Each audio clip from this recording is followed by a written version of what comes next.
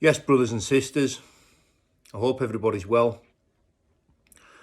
Massive shout out to everybody that travelled down to Leeds and supported us. Anybody that shows support and has followed my journey. All the lovers, all the haters as well. Thank you. Anybody that doubted us, anybody that thought I didn't belong at that level, thank you. I really appreciate that, and it spurs us on.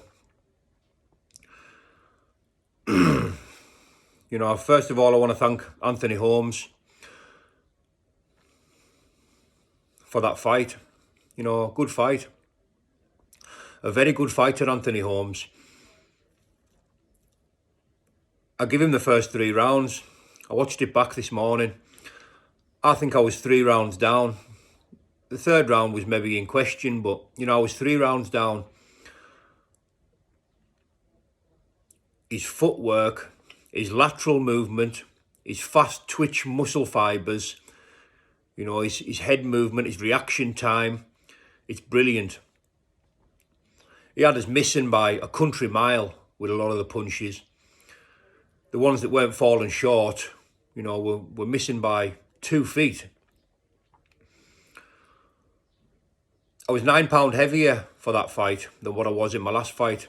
And even though that was reflecting in my power in the gym and in the fight for that matter, I felt like there was a bit of a break on my punches. They didn't have the same zip and snap what they had previously. But we got the job done. Nobody's done that to Anthony Holmes. Nobody. To finish him in that manner, what a feeling. What a feeling. I was a bit concerned for him. I don't think it'd beat a count of 100. He was on the floor for a while. Listen, we knew it was a matter of time before I connected. I do hit hard. Anthony got power as well. But we knew it was a matter of time. My punches were getting closer and closer. And he made 1 or 2 mistakes. You give me an inch and I'll take a mile. Put him down with the right hand. And it was a matter of time then, it was the beginning of the end.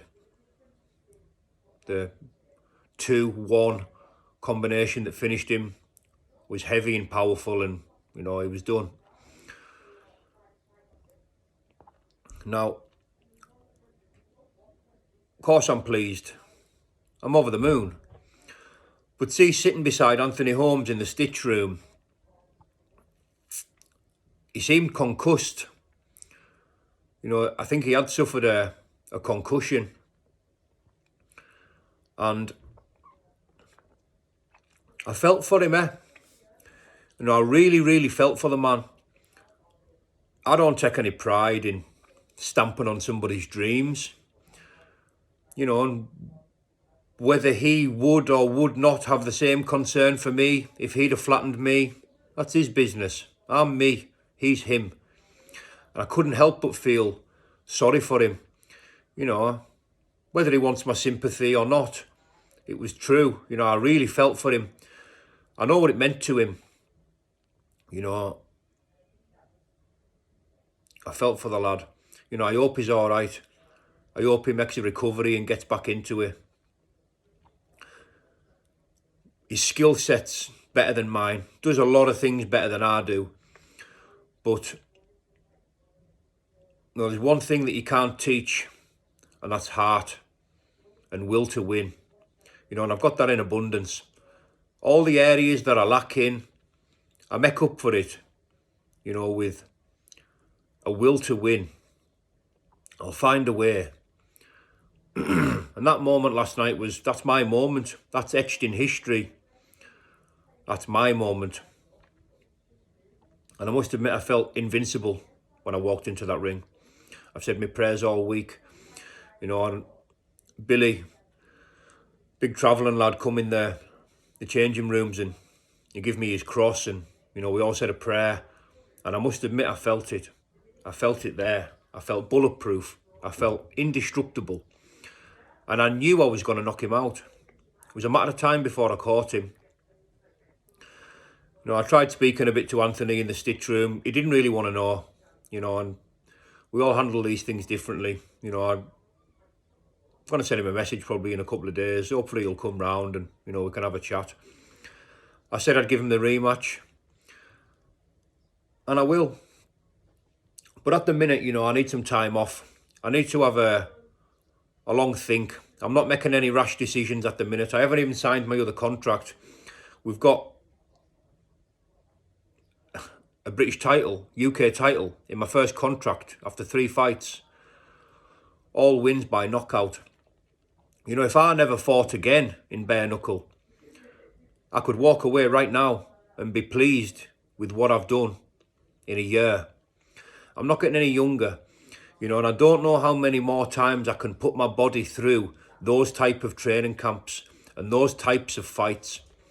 You know, they put a lot of miles on the clock. You know, I'm no spring chicken anymore. I'm not making any rash decisions at the moment. We'll see what the promotion have got to say. You know, money talks and all that. You know, I'm not even sure if I'll get in America. I've got over 30 convictions, and some of them are for drugs and violence. Chances are I won't get in. You know, I just need some time off. We're going on older in a couple of weeks. And we'll wait and see, you know, but what a feeling, you know. Number one, I knew I'd get the job done. That's why I wasn't too vocal on the run-up to the fight. You see, mouths are made for talking. Anybody can talk. Talking doesn't win a fight. But I never stopped believing in myself. I never stopped believing in myself.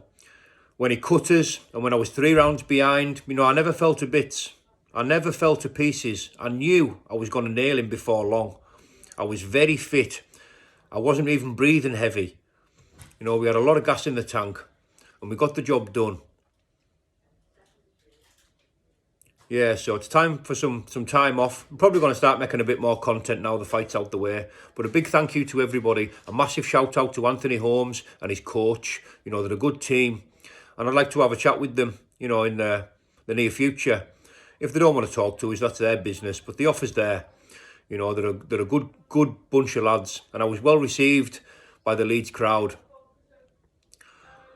Brilliant night. You know, I must admit it's up there. Last night was up there. What a feeling. I'll check in soon. Thank you, brothers and sisters. Bye-bye for now.